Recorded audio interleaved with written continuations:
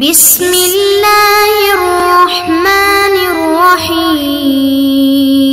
السلام علیکم معزز طلباء کرام، آپ سب کیسے ہیں؟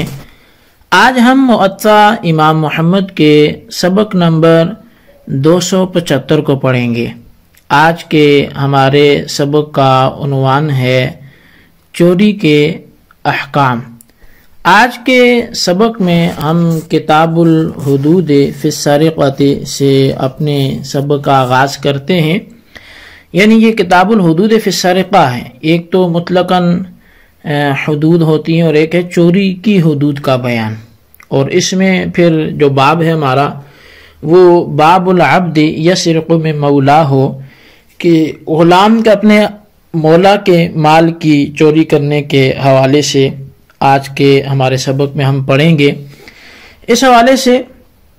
ہمارے اس سبق میں جو ہے وہ غلام اپنے آقا کے مال کو چوری کرتا ہے، تو اس حوالے سے شرعی حکم کیا ہوگا، تو اسی حوالے سے ہمارا آج کا یہ کلام ہونے جا رہا ہے۔ تو امام محمد رحمۃ اللہ علیہ حدیث پاک لکھتے ہیں کہ اخبرنا مالک حدثنا الزہری عن السائب بن یزید ان عبد اللہ بن عمرو بن الخضرمی جاء الى عمر بن الخطاب بعبد له فقال اقطع هذا فإنه سرق، فقال وماذا سرق؟ قال سرق مرآة لامرأتي ثمنها 60 درهما، قال عمر ارسله ليس عليه قطع خادمكم سرق متاعكم۔ امام محمد رحمۃ اللہ علیہ آپ فرماتے ہیں کہ ہمیں امام مالک نے بتایا کہ حضرت زہری نے سائب بن یزید سے، اور وہ حضرت عبداللہ بن عمر الخضرمی سے روایت کرتے ہیں کہ ایک شخص اپنا غلام لیے حضرت عمر بن خطاب رضی اللہ عنہ کے پاس آیا اور کہنے لگا اس کے ہاتھ کاٹیے اس کے، کیونکہ اس نے چوری کی ہے۔ آپ نے پوچھا اس نے کیا چرایا ہے؟ تو وہ کہنے لگا کہ اس نے میری بیوی کا شیشہ چرایا ہے، جس کی قیمت 60 درہم تھی۔ اس پر حضرت عمر رضی اللہ عنہ نے فرمایا کہ اسے چھوڑو، اس کے ہاتھ کاٹنے کی کوئی ضرورت نہیں ہے، تمہارے ہی گھر کے خادم نے تمہارا ہی سامان چرایا ہے۔ تو حضرت فاروق اعظم رضی اللہ تعالیٰ عنہ نے اس کو کچھ بھی نہ کہا۔ قال محمد وبهذا نأخذ أيما رجل له عبد سرق من ذي رحم محرم منه أو من مولاه أو من امرأة مولاه أو من زوج مولاته فلا قطع عليه فيما سرق، وكيف يكون عليه القطع فيما سرق من أخته أو أخيه أو عمته أو خالته وهو لو كان محتاجا زمنا أو صغيرا أو كانت محتاجة أجبر على نفقتهم فكان لهم في ماله نصيب، فكيف يقطع من سرق ممن له من ماله نصيب؟ وهذا كله قول أبي حنيفة والعامة من فقهائنا رحمهم الله۔ امام محمد رحمۃ اللہ علیہ مذہب حناف کو واضح کرتے ہوئے لکھتے ہیں کہ ہمارا یہی مذہب ہے، کوئی شخص کے اس کا کوئی غلام ہو، وہ اس کے ذی رحم کی چوری کرے یا اپنے مولا کی یا اپنے مولا کی بیوی کی یا بیوی کے خاوند کی، تو ان صورتوں میں اس پر ہاتھ کاٹنے کی سزا نہیں ہوگی، اور ایسی چوری میں سزا ہو بھی کیوں کر سکتی ہے، کیونکہ اس نے اپنی بہن، بھائی، پھوپھی یا ماموں کی چوری کی ہو،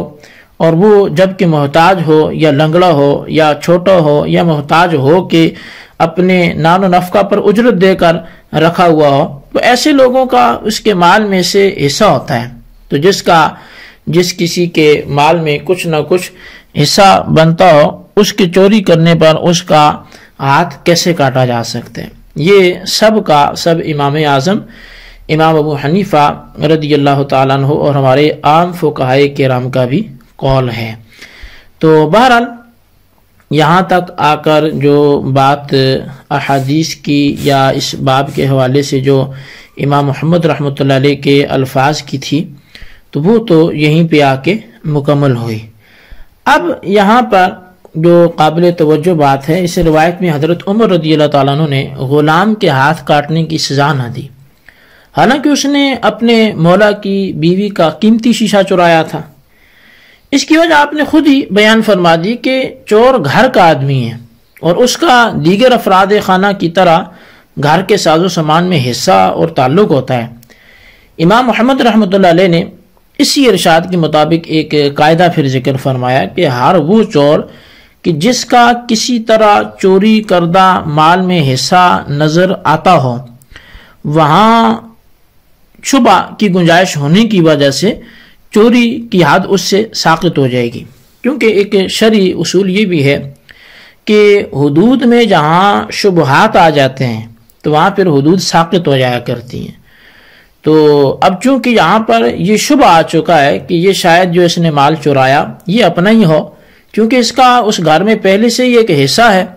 تو لہٰذا اس شبہ کی وجہ سے اب اس پر حد نافذ نہیں کی جائے گی۔ اب حدود کا اگرچہ دائرہ کار وہ کافی وسیع ہوتا ہے اور اس وسعت کی الگ سے ایک تفصیل ہے، اور ان کا اجراء اور نفوذ اس لیے شریعت نے فرمایا تاکہ لوگوں کا مال جان یہ محفوظ ہو جائیں، مامون ہو جائیں۔ تو ہم انشاءاللہ اپنے اپنے موقع پر اس کی تفصیل اور کچھ حکمتیں بھی پڑھیں گے۔ سر دست چونکہ چوری اور اس کی حد کا ذکر چل رہا ہے، اس لیے اس چوری کی جو حد سرقہ ہے اس کی حکمت کیا ہے یا اس کی لغوی تعریف کیا ہے، اس کی شرائط کیا ہیں، تو ہمارا یہ سبق بھی اس پر مشتمل ہونے والا ہے، اور آئندہ کا سبق بھی اس کی شرائط پر ہمارا کلام جاری رہے گا۔ تو بہرحال حد سرقہ کی حکمت کیا ہے، یعنی یہ حد کیوں لگائی جاتی ہے ہاتھ کاٹنے کی؟ تو قرآن کریم میں چور کی سزا وہ ہاتھ کاٹنا ذکر فرمائی ہے۔ فرمایا السارق والسارقۃ فاقطعوا ایدیہما جزاء بما کسبا، کہ چور مرد اور چور عورت دونوں کے ہاتھ کاٹ ڈالو، یہ ان کے کیے کی جزا ہے۔ اس پر قاضی ایاس مالکی رحمۃ اللہ علیہ اور دیگر حضرات نے اس آیت کے بارے میں لکھا کہ اللہ تعالیٰ نے یہ حد نازل فرما کر اپنے بندوں کو شکریہ کا موقع فراہم فرمایا، کیونکہ اس سے مسلمانوں کا مال محفوظ کر دیا گیا۔ اگر کوئی شخص اچک کر یا چھین کر یا لوٹ کر لے جائے، ایسی صورت میں تعزیر ہوگی۔ حاکم کی مرضی پر وہ منحصر ہے کہ وہ کتنی تعزیر لگاتا ہے۔ تعزیر یہ حد نہیں ہوتی، یعنی شرعی طور پر کوئی مقرر شدہ سزا نہیں ہوتی، وہ حاکم کی اپنی مرضی پر ہوتا ہے کہ وہ اس کی کیا سزا دیتا ہے۔ تو بہرحال فرمایا کہ وہ پھر اس کی تعزیر ہوگی، اور وہ حاکم کی مرضی پر منحصر ہے کہ وہ کیا سزا دیتا ہے، کیونکہ چوری کی بنسبت یہ جرائم ذرا کم درجے کے ہیں، اور یہ بھی کہ چوری پر گواہ پیش کرنا بہت مشکل ہے، اور ان امور میں گواہ وہ بآسانی پیش کیے جا سکتے ہیں، لہٰذا ان طریقوں سے کسی کی لی گئی چیز کی واپسی وہ بنسبت چوری شدہ مال کے وہ آسانی سے ہو جاتی ہے۔ یہی وجہ ہے کہ چوری میں 10 درہم یا اس سے اوپر تک کی چوری پر ہاتھ کاٹنے کا حکم ہے، حالانکہ غصب یا لوٹ مار یا چھین جھپٹ پر ہزاروں درہم کوئی لے کے چلا جائے تو ہاتھ کاٹنے کی سزا نہیں ہے، صرف تعزیر ہوگی۔ اگرچہ بظاہر یہ بات خلاف عقل ہے، لیکن کن حکمتوں کے تحت 10 درہم چوری پر تو ہاتھ کاٹنے کا حکم دیا گیا، لیکن غصب اور لوٹ مار میں اس سے زیادہ پر بھی سزا نہیں دی گئی؟ تو یہ حکمتیں بہرحال ہیں، کیونکہ اللہ تعالیٰ کا کوئی بھی حکم ہو تو وہ حکمتوں سے بھرا ہی ہوتا ہے، وہ حکمتوں سے خالی نہیں ہوتا۔ جہاں تک قرآن کریم میں اس کا ذکر ہے وہ عبرت اور ایسے جرائم سے کنارہ کشی کرانا مقصود نظر آتا ہے۔ پچھلے اوراق میں ہم نے یہ پڑھا ہے، آپ نے سنا ہے، پڑھا ہے کہ قتل خطا میں دیت کا معاملہ یعنی 100 اونٹ یا 1000 دینار یا 10,000 درہم ہیں، اور اگر قتل نہ کریں بلکہ صرف دونوں ہاتھ کاٹ دیے جائیں تو پھر بھی پوری دیت ادا کرنا پڑتی ہے۔ ایک ہاتھ پر نصف دیت، یہاں تک کہ ایک ہاتھ کی قیمت جو شریعت نے کاٹنے والے پر لاگو فرمائی وہ صرف وہ نصف دیت یعنی 50 اونٹ یا 500 دینار یا 5000 درہم بنتے ہیں۔ لیکن یہی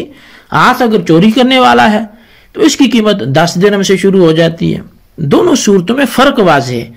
کہ ہاتھ کی نصف دیت اس وقت تھی جب ہاتھ نے حدود اللہ کی مخالفت نہیں کی تھی بلکہ اس سے زیادتی کی گئی اور وہ مظلوم کا ہاتھ تھا، اور جب ہاتھ نے چوری کی تو حدود الہیہ کی پامالی کا مرتکب ہو کر یہ ظالم بنا